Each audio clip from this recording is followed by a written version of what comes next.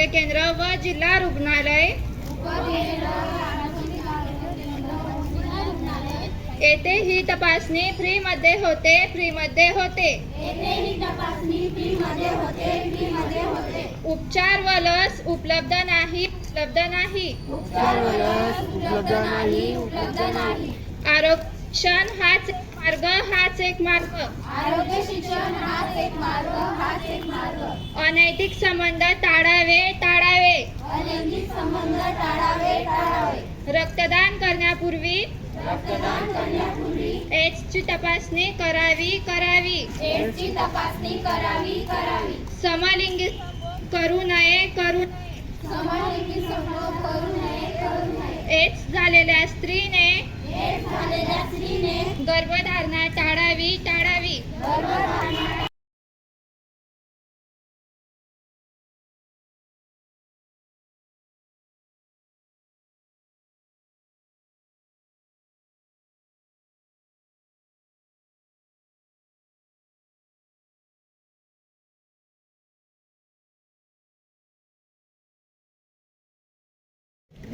नाटक देखो आओ नाटक देखो आओ नाटक देखो आओ नाची आओ चाचा आओ चाची आओ दादा आओ दीदी आओ दादा आओ दीदी आओ नाटक देखो आओ नाटक देखो आओ दादी आओ दादा आओ दादी आओ नाना आओ नानी आओ नाना आओ नानी आओ नाटक देखो आओ नाटक देखो आओ।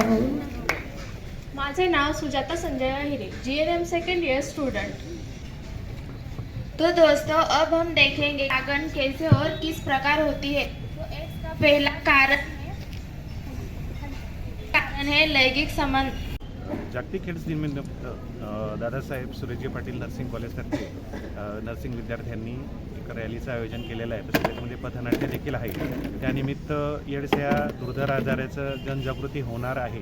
तसेच एड्सविषयी पूर्णपणे माहिती ते देणार आहेत आणि एड्स संबंधित जे पण काही शंका असतील याच्यातून निश्चितच दूर होतील।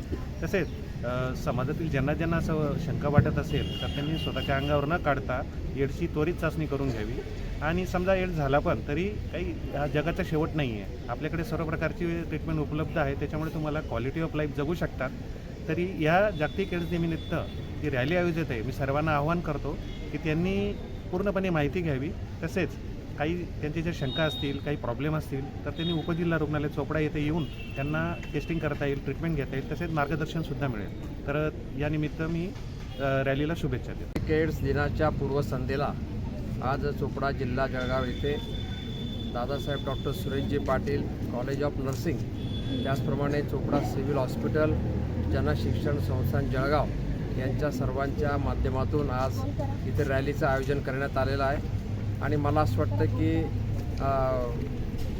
एड्सपासून मुक्ती मिळण्यासाठी शासन स्तरावर खूप वेगवेगळे प्रयत्न केले जात आहेत आणि मला असं वाटतं आता त्याला बऱ्याचपैकी नियंत्रण आळा आलेला आहे।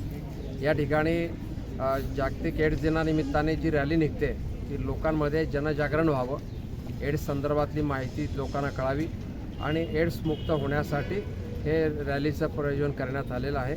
मला असं वाटतं त्याच्यातून नागरिकांना एक चांगला संदेश जाईल, चांगला धडा मिळेल आणि या ठिकाणी मी या रॅलीला विद्यार्थिनींना सगळ्यांना शुभेच्छा देतो।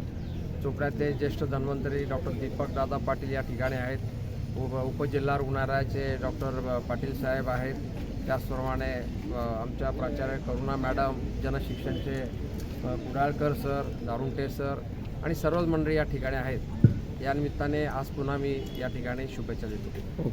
आज जागतिक एड्स दिवस निमित्त आज आमच्या नर्सिंगचे सर्व स्टाफ आणि सर्व नर्सिंगचे स्टुडंट आज चोपडा शहरामध्ये रॅली करून जो एड्सचं महत्त्व पटवणार आहेत आणि आमचा संदेश ह्या रॅलीच्या मार्फत सर्वांना एकच राहील की एड्सचं संक्रमण कमी व्हायला पाहिजे। कमी झालेलं पण आहे भरपूर प्रमाणामध्ये, जे आम्ही 90च्या दशकात बघितलं, 2010च्या दशकात बघितलं तर निश्चित स्वरूपात आता कमी होत आहे। आणि अजून जास्त प्रमाणात कमी व्हायला पाहिजे. म्हणून जनजागृती करून जे एड्सचे 4 संक्रमणाचे मार्ग आहेत, अनप्रोटेक्टेड सेक्स हा महत्त्वाचा आहे, आईकडून मुलाकडे जाणं हा दुसरा मार्ग आहे, तिसरा निडल्स वगैरे टोचणं हा एक आहे, आणि चौथा म्हणजे रक्तातून जाणे, रक्त दिले गेल्याने जाणे. या 4ही पद्धतीने जर आपण एड्सवरती प्रिव्हेंट केलं आणि ह्या पद्धतीने त्याचं संक्रमण बंद करायचा प्रयत्न केला तर निश्चित स्वरूपात आपण, जसं आमच्या रॅलीमध्ये एक बोर्ड दिसतोय तुम्हाला, या जगाला एड्सपासून मुक्त करा, तर निश्चित स्वरूपात जागतिक स्वरूपामध्ये एड्स हा आजार निश्चितच जाईल.